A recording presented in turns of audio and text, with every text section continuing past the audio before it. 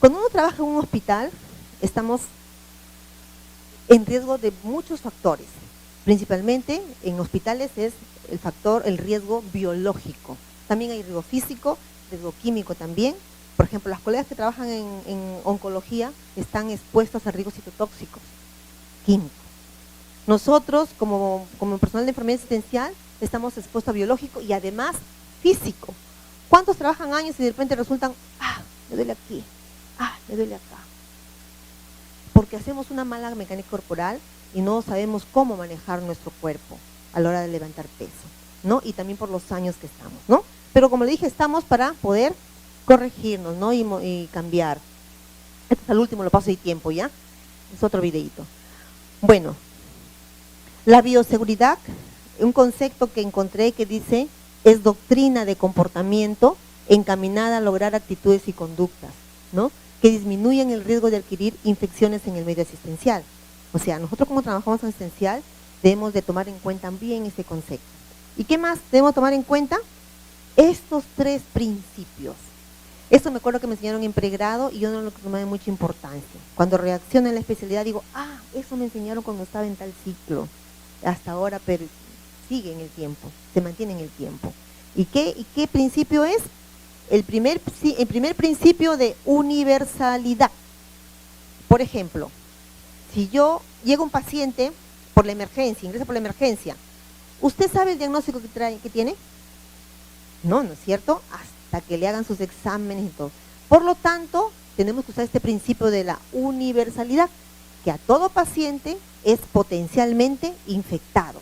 Porque qué bueno fuera si el paciente llevara un rótulo acá y dijera, hola, yo soy multidrogoresistente, hola, tengo SIDA, hola, yo tengo, no sé. No. Entonces por eso tenemos que hacer uso de este principio que es viejitos pero buenos, como dice, ¿no? Que tenemos que dar uso, ¿no? Entonces, como le dije yo, en pregrado me acuerdo, pero yo hasta la especialidad reacciono, sí me enseñaron, miren, y recién estoy tomando conciencia de ello. Pero no es tarde, nunca es tarde. Entonces, la universalidad tenemos que tomar para todo. Cuando yo voy a hacer las rondas a emergencia, veo que están con sus N95, caminando por toda la emergencia con sus N95 en el bolsillo. Y tú te vas y intervienes, doctor, ¿por qué no se pone el N95? Ya saben que soy de epidemiología. Licenciada, ahorita acabo de salir. Se pone. Me doy la vuelta, se lo saco. ¿Ya? Entonces, ¿qué esperamos entonces nosotros en ese medio asistencial? Enfermarnos o adquirir una enfermedad profesional. ¿Cuál está aumentando estadísticamente? Es la TB, en trabajadores de salud. La TB. Entonces, ese es el principio de universalidad que nos va a un poco salvar. ¿Qué otro principio tenemos que tener en cuenta? Tenemos que tener en cuenta el uso de barreras protectoras. Las precauciones estándares, universales, ¿cuáles son? ¿Usar qué? Guantes, ¿qué más? Mascarilla, lentes, mandil. Esos son las universales que tenemos que usar.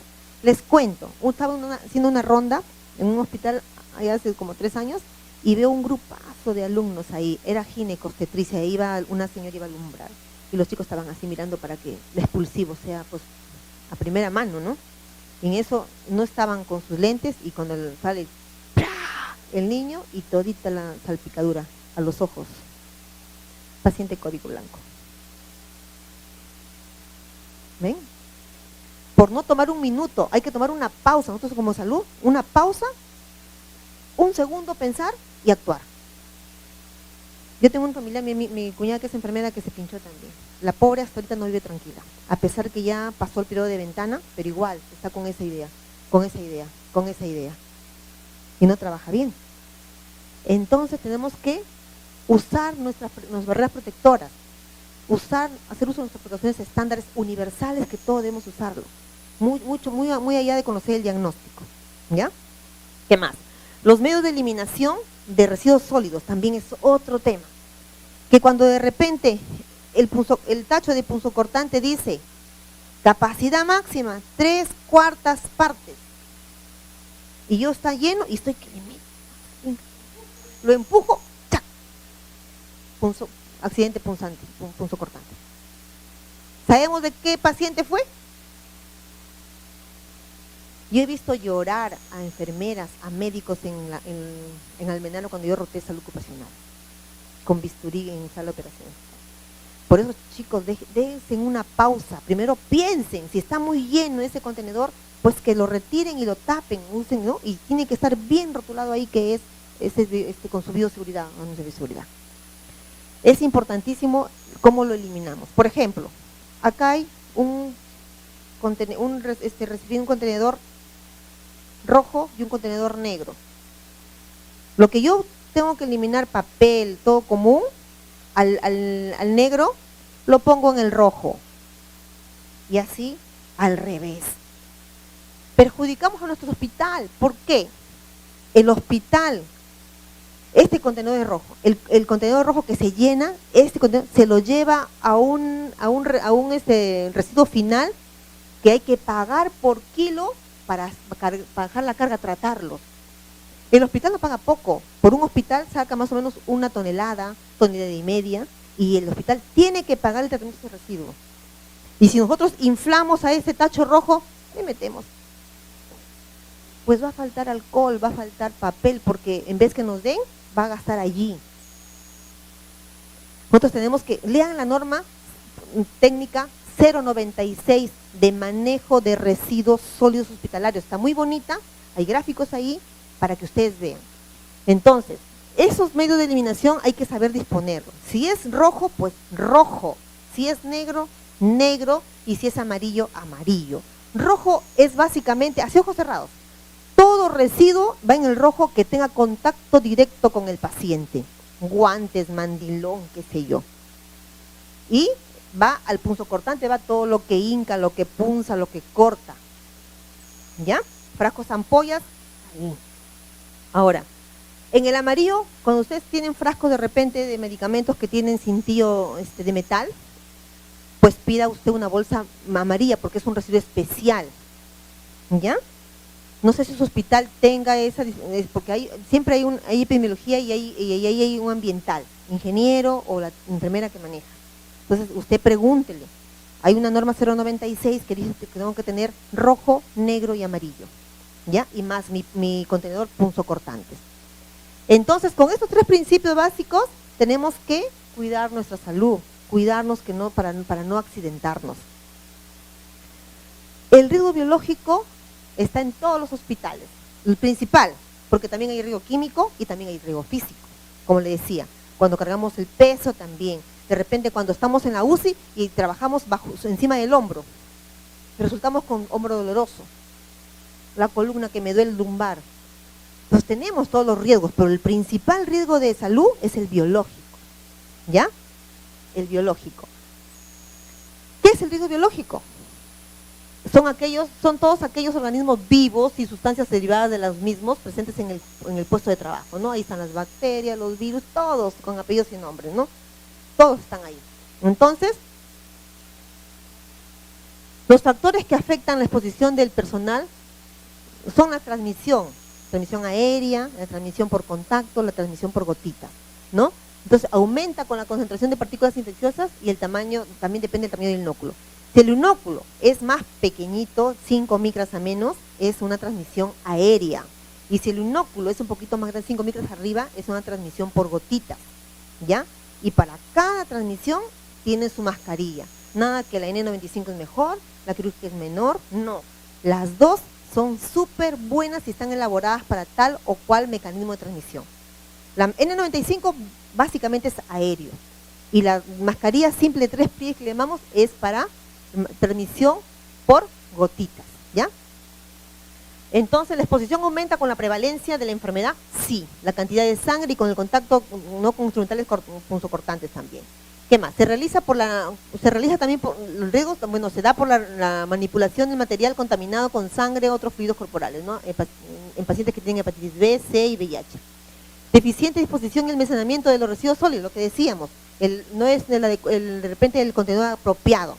Y también lean un poquito, porque la norma técnica dice que los hospitales tienen que tener contenedores tubulares. ¿Qué quiere decir? Un círculo, el contenedor así, y un círculo adentro. Ya no se puede usar el vaivén porque se contamina. Ya, ahí está una norma, lean bonito y ahí dice. contenedores tubulares en hospitales. ¿Qué más? No cumplir con los principios de bioseguridad, lo que dije, también, por eso nos exponemos mucho. Y el no uso de barreras protectoras como el gorro, mascarilla, todas las precauciones estándares. Ahí estamos en riesgo. Si omitimos todo eso, estamos en riesgo. Esto me enseñaron en el pregrado, la cadena epidemiológica. A veces aburrido es, ¿no? Cuando yo veía epidemiología, ¡ay, qué aburrido! Decía yo. Pero ahora sé que es importante. ¿Ya? Pero básicamente saber lo mínimo, ¿no? Sabemos que la cadena epidemiológica tiene varios eslabones, en los cuales el primer eslabón va a ser siempre va a ser el agente causal. ¿Qué causa? Puede haber un agente causal biológico, físico o químico. El biológico puede ser como ejemplo, Mycobacterium tuberculosis que causa la TBC. El físico, les pongo un ejemplo clásico. En el micro, todos van con sus audífonos, ¿cierto? Y se escucha la música de su acompañante en el carro, ¿cierto? Ese es un agente físico que está dañando el oído y el chico, la chica o quien escucha alto volumen fuera del límite permisible en ruido va a tener hipoacusia.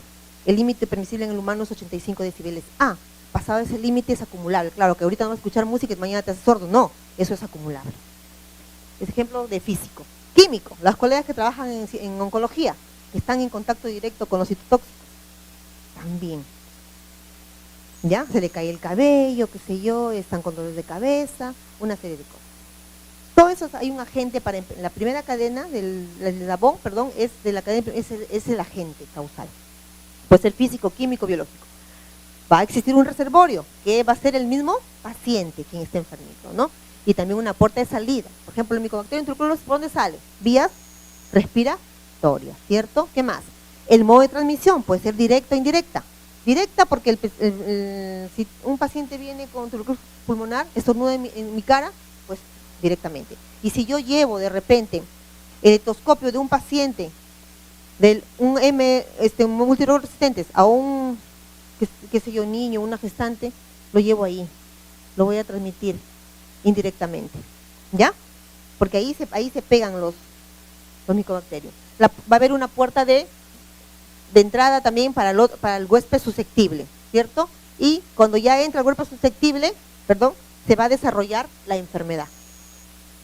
Nosotros tenemos que conocer esta cadena epidemiológica de las enfermedades, ¿para qué? Para intervenir, para romper la eslabón para que no se lleve a cabo la enfermedad, ¿ya? Los factores de riesgo, hay 3 factores de riesgo aquí, ¿no? Del mismo paciente, ambientales y de la atención que se le da al paciente. Por ejemplo, en cuanto al paciente, los factores son muy importantes pero poco modificables, porque por ejemplo, si viene un paciente y tiene 80 años, ¿lo puedo modificar? No lo puedo modificar, se queda con sus 80 años, ¿cierto? Entonces, son importantes. El género tampoco lo puedo modificar, pero la desnutrición sí lo podría modificar, ¿cierto? ¿Qué más? La enfermedad de base, también quizás con tratamiento, ¿no? Y así, ¿no? Entonces, ese es uno de los factores que también tienen que ver aquí en cuanto a que son muy importantes pero poco modificables, ¿no? Los factores ambientales también tienen que ver mucho en esto, ¿no? Por ejemplo, en el aire están cantidad de microorganismos, no sabemos quiénes están y cuáles están. El aire cumple un rol importante, el agua también. En los hospitales debe haber mínimamente agua tratada con cloro, mínimamente, pero a veces cuando tú te vas a hacer la medición de cloro a la cirugía o te vas a hacer a la usineo, lamentablemente vemos que el cloro con la fascitis no reacciona, no hay cloro en el agua. Y es que podemos usar cuando no hay cloro en el agua, no podemos usarlo, ¿no? Y entonces tenemos que ver cuál es el motivo, de repente tuberías muy antiguas, qué sé yo, algo está pasando ahí, ¿ya? La importancia de la superficie, sí. Cuando yo estoy en mi servicio y yo no me higienizo las manos y tengo carga y pongo aquí, dejo la carga, estoy sembrando y me voy y viene otra enfermera, otro personal, pone sus manos aquí, se lo lleva la carga. ¿Han visto el video? ¿Vieron que cuando en todo donde se sientan había una nutricionista que se fue al baño, empujó la puerta, ¿no? Y deja toda su carga en los manubrios de la puerta, en donde agarra se queda la carga, ¿ya? Entonces, y también dentro de los factores ambientales también es importante la segregación de los residuos sólidos, como le digo, tiene que ser cada cosa en su lugar. Si es negro, pues va en bolsa negra, si es rojo, en bolsa roja, y si es amarillo, en bolsa amarilla, ¿ya? Y ayudamos bastante también a nuestro hospital. Entonces, estos factores son muy importantes, pero fáciles de modificar. Otros factores que tienen que ver aquí también son los factores asociados al cuidado de la salud, ¿no? Estos sí son muy importantes y son todos modificables si queremos nosotros, pero si no queremos, no vamos a poder modificarlo. Los procedimientos diagnósticos y terapéuticos, muchos son de tipo invasivo, por eso, por ejemplo. ¿Por qué? Cuando vamos a hacer supervisión a las UCIs, viene un paciente o llega un paciente a la UCI, viene conectado por todos los lados, con catéter venoso central, conectado a un ventilador mecánico, viene con sonda Foley. Nosotros como epidemiología hacemos el seguimiento para vigilar las infecciones, ¿no? Entonces, por los procesos invasivos, los pacientes también se infectan, ¿no? Se infectan o tienen infecciones. Y también según el nivel de la complejidad del hospital, porque cuando hay un hospital docente, hay muchos alumnos. A veces un día fuimos a hacer la ronda con calidad, ¿vamos? ¡Oh, qué hay acá fiesta! Habían como 14 o 15 alumnos con un paciente con sus profesores. También es eso así inhumano, porque todo el mundo mete mano. Está bien, yo también soy alumna, pero nosotros hemos hecho un documento que el docente del hospital que pues haga sus rotaciones con 4 mínimo, no con 15. Cierto también, eso también tiene que ver mucho en estas secciones. ¿Qué más? Según las prácticas locales, ¿no? Hospitales docentes, cuando es docente, como le dije, también ahí sí, bastantes infecciones, ¿no? Son muy importantes y modificables estos factores. En los hospitales existen aislamiento, ¿cierto? Aislamiento, que también para nosotros es bastante importante para poder evitar las enfermedades que tienen los pacientes, o sea, para evitar contagiarnos, ¿no? Dentro de los hospitales tenemos dos tipos de precauciones. Las precauciones estándares, que es aplicable al cuidado de todos los pacientes, que son las universales, que son acá, y la otra es precauciones estándares basadas en el mecanismo de transmisión. Si yo tengo un paciente que tiene el mecanismo de transmisión aéreo, pues tengo que usar esas precauciones estándares, usar mi N95. Si yo tengo un paciente que la transmisión es por contacto, ¿qué tengo que usar? Mandil, guantes. Y si es por gotitas, mi mascarilla quirúrgica, básicamente, ¿no? Vamos a ver aquí. Miren, aquí les traigo una tasa de que se hizo un estudio en un hospital en Lima. La tasa de accidentes punzocortantes y exposición a fluidos corporales en trabajadores de salud, ¿no? En un hospital de Lima en el 2014. La ley de seguridad de salud en el trabajo, la ley de 29783 ha salido en el año 2011, en agosto, ¿no? ¿Conocen esa ley ustedes? ¿No la conocen? Tenemos una ley, chicos. La ley de seguridad y salud en el trabajo. Esa ley me ampara a mí como trabajador de salud en un hospital. Y por lo tanto tengo que tener un STR para poder, por riesgo. ¿Ya? Busquen, googleenlo, la ley de seguridad y salud en el trabajo. ¿Qué consiste esa ley? ¿Ya? Y su hospital debe tener una oficina con una enfermera, un médico ocupacional. Ahí. Entonces, miren, como la ley salió en el 2011, miren aquí este cuadrito de los punzocortantes.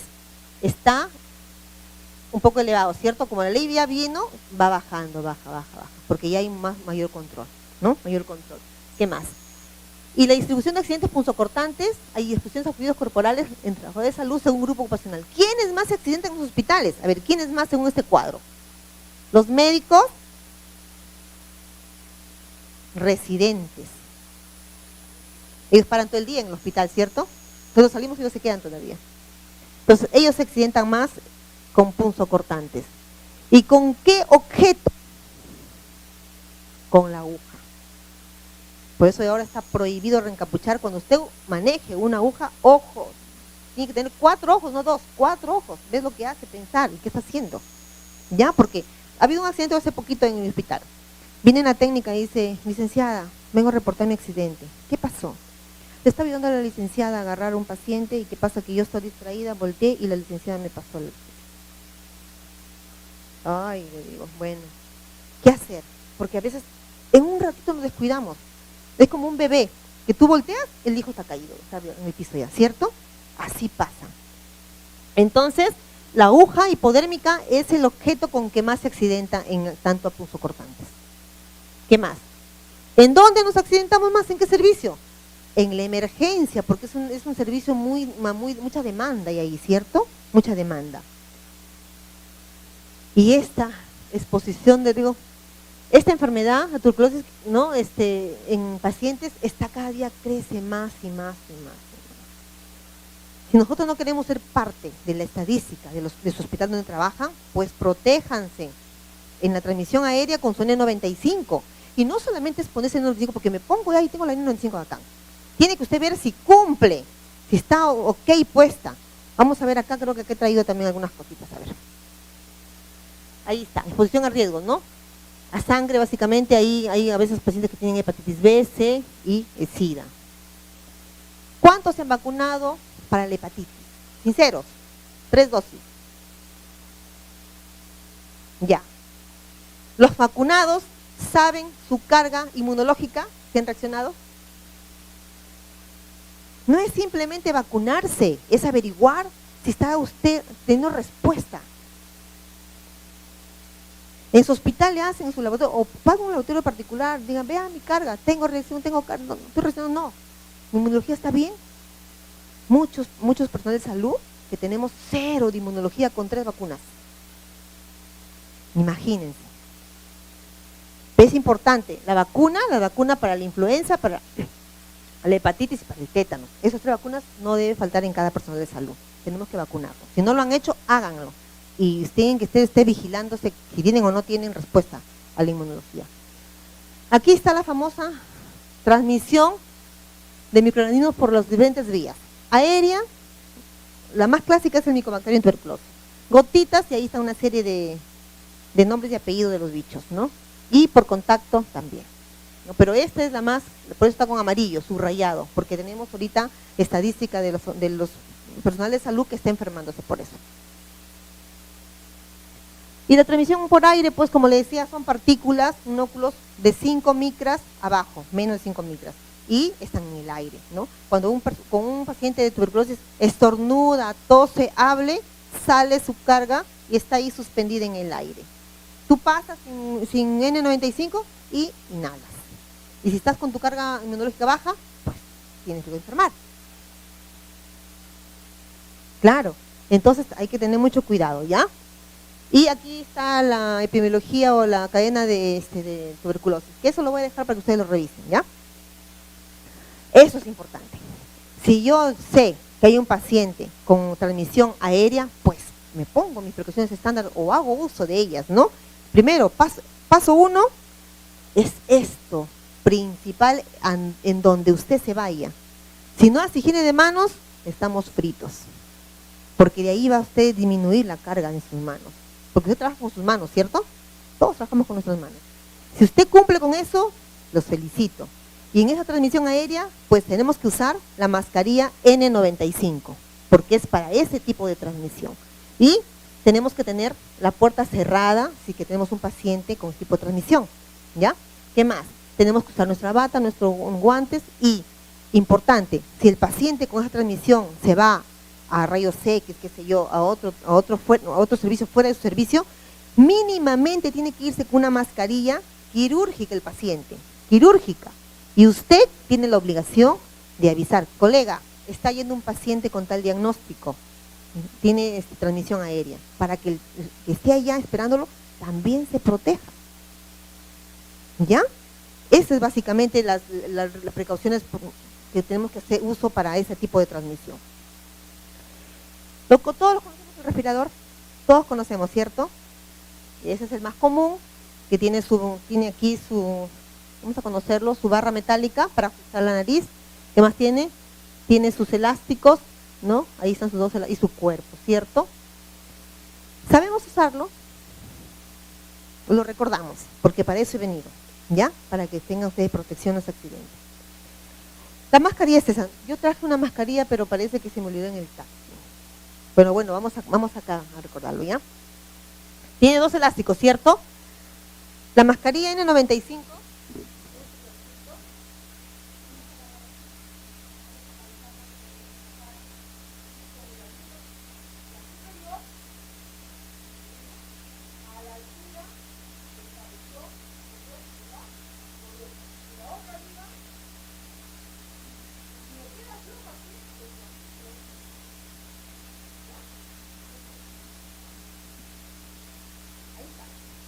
Así como ven, ¿ya? el otro paso, ¿no? Ponerse la liga, primero calzarse bien en nuestro mentón, ya está con la otra liga, la inferior, y el cintillo no está de más. El cintillo metálico, usted con sus 2 deditos,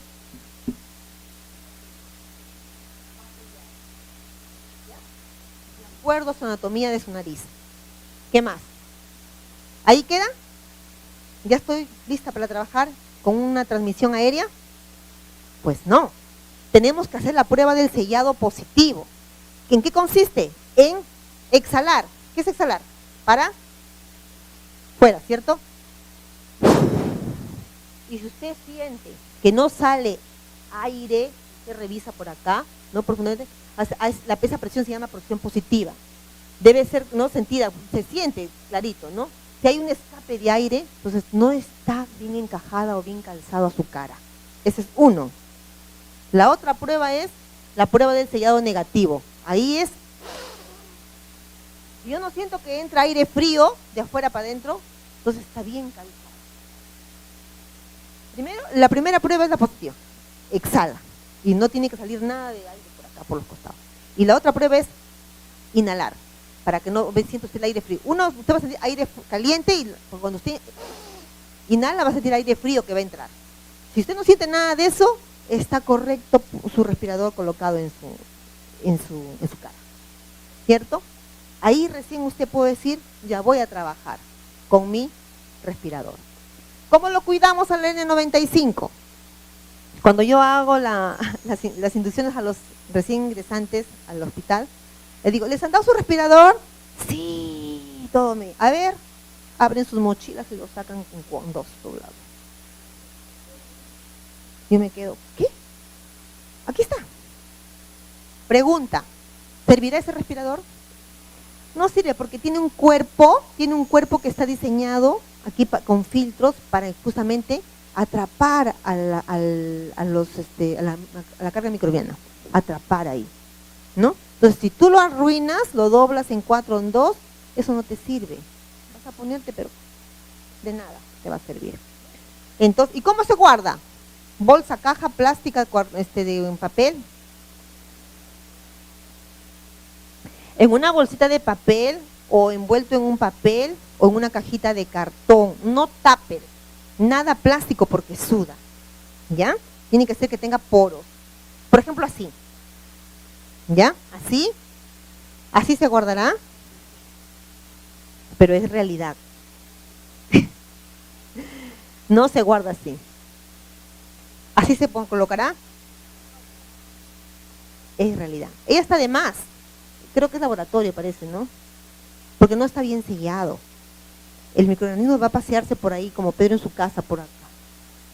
¿Ya? Tampoco. Así, tampoco. Así en el cuello, laboratorio, está en contacto con sangre, fluidos. Tampoco. Ahí, mire que está agarrando la señorita. Fluidos, ¿cierto? Y por eso nos accidentamos, por eso adquirimos una enfermedad ocupacional, básicamente la TBC pulmonar en trabajadores de salud. Si no quieren ser estadística en su hospital, pues cuídense. Es un tema muy sencillo, no es difícil de poder asumir esto. Tampoco, ¿cierto? Bueno, y ahora vamos a ver la otra mascarilla que se usa en la transmisión por gotitas, que es la quirúrgica o las 3 pliegues que se le llama, ¿no? Ahí esa mascarilla también es muy buena para este tipo de transmisión, atrapa al inóculo mayor de 5 micras, ¿ya? El inóculo llega, sale, se suspende en el aire y como pesa, cae al piso. De allí la importancia de la limpieza y desinfección hospitalaria, ¿ya? ¿Conocemos sobre ese tema? Usted como enfermera, ¿cómo va a supervisar al personal de limpieza? ¡Ey, límpiame mi escritorio! Y él agarra una franela que limpia los inodoros. Tiene colores de franelas, tiene 4, depende del hospital, no está estandarizado. Perdón.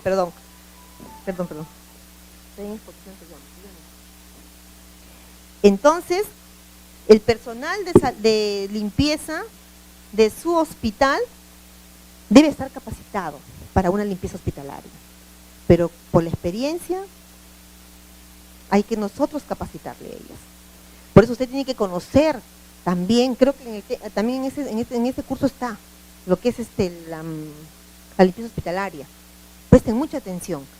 Según los hospitales, el trabajador operario de limpieza tiene 4 colores de franela: roja, amarilla, negra y verde. Igual también sus mechones. Por ejemplo, si yo estoy en la UCI, él tiene que tener un mechón para la UCI, un mechón para el baño, un mechón para áreas administrativas, no mezclar ni cruzar. Identificado con su palito que diga áreas administrativas, que diga ¿cómo se llama? Servicios higiénicos. Él no puede cruzar, porque de ahí la contaminación cruzada. ¿Usted conoce? Si no conoce, ¿cómo intervienen?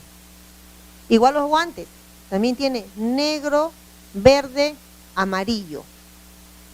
Uno es para sacar los residuos sólidos, otro es para limpiar inodoros y otro es para superficies. Por eso tenemos que conocer, si no nos engañan. Y hay una contaminación cruzada hasta para nosotros, estamos exponiéndonos. ¿Ya? Entonces, nos salimos del tema, estábamos hablando de las gotitas, ¿cierto? Entonces las gotitas salen, como pesan, caen, y si no hay una buena limpieza y desinfección hospitalaria, vamos a contaminar, vamos a llevarlos por todos los lados. Ya. Y miren, esto basta, 1 metro nos basta para poder exponernos a este tipo de transmisión. 1 metro. Y aquí también dejo la cadena de epidemiología, la difteria, que es un ejemplo de ese tipo de transmisión. Y acá, precauciones estándares para la difteria, todo es higiene de manos, todas las precauciones. Y usar la mascarilla quirúrgica, que es para ese tipo de transmisión. Usar sus guantes, sus batas, la ubicación del paciente.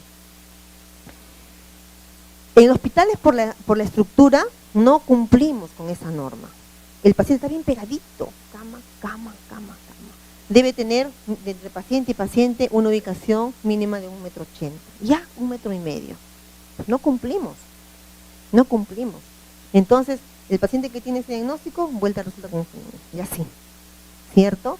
Entonces, y el transporte igual como el anterior. Si el paciente va a un sitio, tiene que usar su mascarilla en 95 y avisar a su colega que está en otro lado, ¿ya?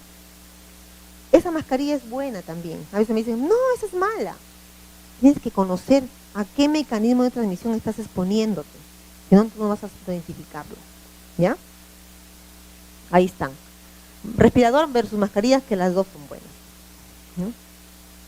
Y por último, la transmisión por contacto, es vía manos. Como dije, hay transmisión por contacto directo, que tú con el paciente, y también a través de los objetos que están contaminados, los inanimados. Estetoscopio, qué sé yo, no sé, agujas, vendajes, una serie de cosas puede haber. Esos 2 tipos hay en cuanto al contacto. Se puede transmitir.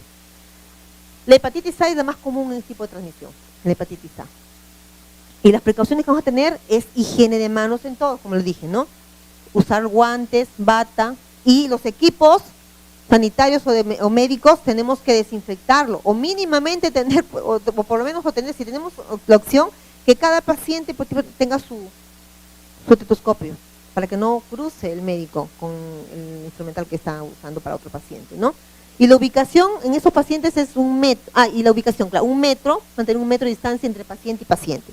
Y cuando hacen la limpieza, aquí está el paciente con este tipo de transmisión, tiene que hacer la limpieza a 1 metro a la redonda del paciente, ¿ya? Para que pueda tener una limpieza efectiva. Y las manos es importante aquí. Ya vimos higiene de manos, ¿no?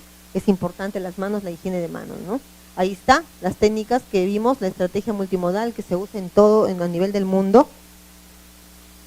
Ahí está. Ya vimos, la regla de oro también lo vimos, ya la regla de oro. Y los 5 momentos, que es importante, ¿no? Los 5 momentos de atención. Y la solución, ¿cuál es? Romper el eslabón o la cadena epidemiológica de la enfermedad, para que no se lleve a cabo, no se desarrolle, ¿ya? Esto, ¿se acuerdan ustedes del ébola? ¿Por qué los compañeros morían? ¿Porque no existía EPPs o equipo de protección personal? ¿O por qué? ¿Qué creen ustedes? ¿Por qué morían? Yo me acuerdo por la tele, lo veía como astronautas. ¡Ah, pues su máquina, astronautas! Se ponían de todo. ¿Y por qué morían? ¿Saben por qué morían? Se ponían muy bien, entre comillas, al momento del retiro se infectaban. eso quería traer esta laminita. Es una lámina muy simplecita que cómo colocar los EPPs y cómo retirarlos, ¿ya? Ahí le va a dejar, la señorita le va a dar seguro en sus discos cómo colocarlos y cómo retirarlos para no contaminarnos, ¿ya? ¿Qué más? Como le dije, ya hablé de esto, de los residuos sólidos, que es importante que tiene que estar cada residuo en su lugar. Rojo, rojo, amarillo, amarillo, negro, negro, ¿ya? Para no también perjudicar a nuestro hospital y también para no caer en una contaminación cruzada o accidente por parte de ustedes. Accidente. Si ocurriera un accidente punzocortante, yo no sé cuál será su flujo de su hospital, porque en su hospital debe de haber mínimamente una oficina ya, ¿no? En cuanto a accidentes, ¿no? Porque ya la ley está hecha, ya está hecha la ley, así que todo establecimiento de salud tiene que tener su unidad de seguridad y salud en el trabajo. Si no lo tiene, tiene que implementar o poco a poco ir implementando ya. Si por A o B hay un accidente, ¿qué tenemos que hacer lo primerito? Lo primero que tenemos que hacer acá, en un accidente punzocortante, o también lo que fuera, pero vamos a adicionarnos en punzocortante, suspenda la actividad que está realizando y mantenga la calma. Porque si usted se va a desesperar, va a ser peor, no va a saber ni qué va a hacer. ¿Ya? Mantener la calma, luego identifique la fuente y material agresor. ¿Con qué se hizo? Aguja, bisturí, ¿con qué se cortó? Identificar lo que la produció usted en la herida, ¿ya? Una vez que lo identifica, va a lavar usted la zona afectada con abundante agua y jabón y recién se va a atención inmediata, ¿no? ¿Quién lo va a atender? Lo va a atender el infectólogo en su hospital o donde esté. Le va a dar su consejería. Si fuera el caso, depende del accidente, le va a dar de repente una profilaxis. Si fuera el caso, eso depende, no es que en todos va a ser igual, depende, ¿no? Y va a ser registrado y llenado de la ficha de notificación de accidentes, punzocortantes y contacto por secreciones, y después le va a hacer una orden de toma de muestra para ver la prueba de lisa, ¿no? Para el VIH, dependiendo del accidente y del diagnóstico del paciente, ¿ya?